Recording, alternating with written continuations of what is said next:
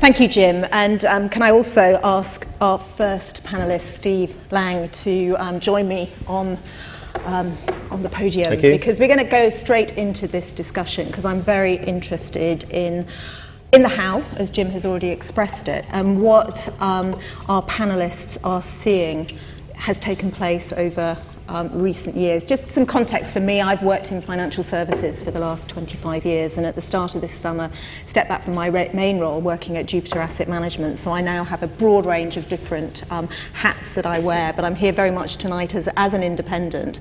And Steve, as a partner at EY in your sustainable services practice, how far have we got on this journey? Is it really embedded in businesses? What's the perspective you see when you're out meeting your clients?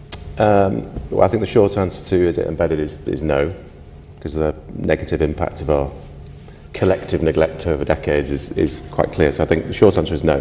But I think if you take first the business case, I think the business case is now irrefutable. I'm sure many people will have seen the Smith School report that was launched recently, but if you look at this from a risk perspective, it reduces the cost of capital.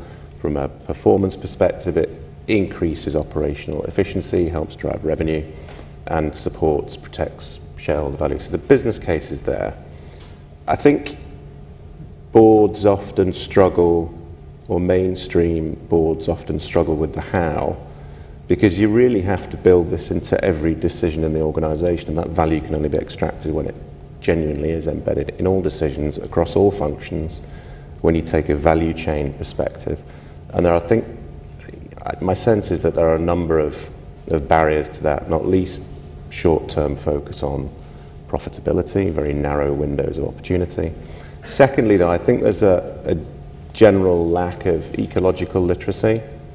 We've operated for so long in functional silos, be that procurement, finance, whatever it is. Those people aren't typically trained in the ecological aspects that really provide the context for embedding.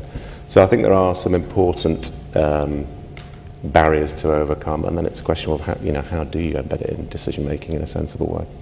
So can I ask, given where you sit within EY, and you've raised ecological literacy, you've raised silos, how do you ensure that the partners across your practice are having the same sort of conversations with boards that you within the sustainability services practice are having? How do you crack that particular nut? So my fellow partners in EY? Yeah. It's my life's work to educate my fellow partners in EY to have these conversations effectively. But we have for many years been dealing with our client service partners so that they're equipped to have the conversation. The other important thing that we're doing is we're building it into our services.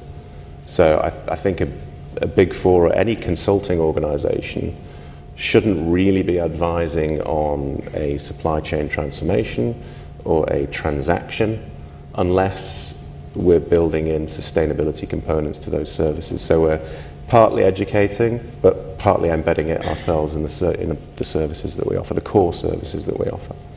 So, as someone who's worked in the investment community for as long as I have done, when it comes to things like mergers and acquisitions, how do you start reassuring the investment community? And I'm going to come on to the investors later with other members of our panellists, but how do you start ensuring that the due diligence is done in the correct way to take account of these long-term issues that we're facing?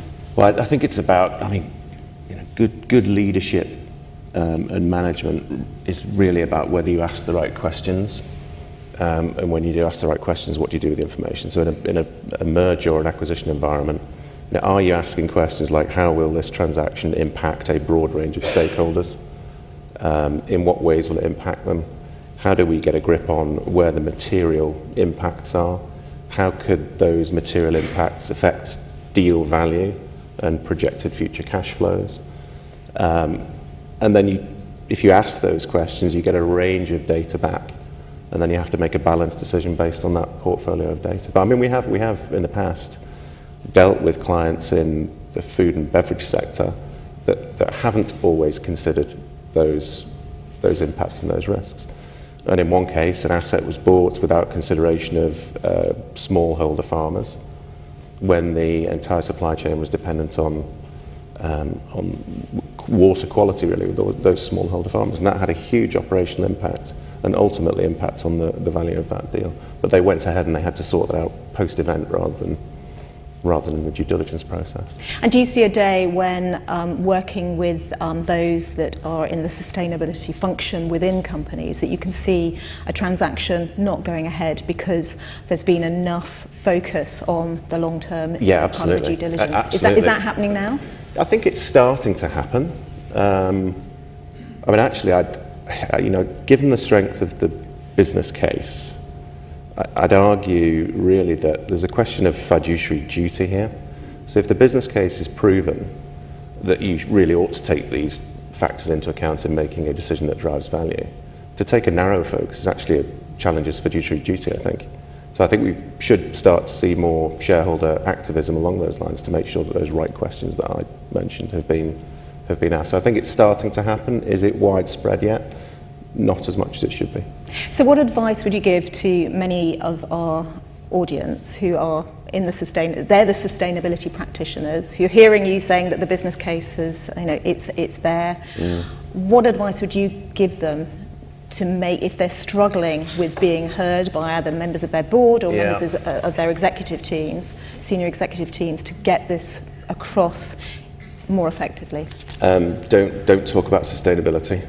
It needs to be broken down, and you need to talk very specifically about the particular social and environmental or governance issues that relate to that decision that might be being made, and talk in the language of that professional. Take time to understand the world of the head of M&A or the world of the head of procurement, and don't lead on a sustainability agenda, because that typically doesn't work.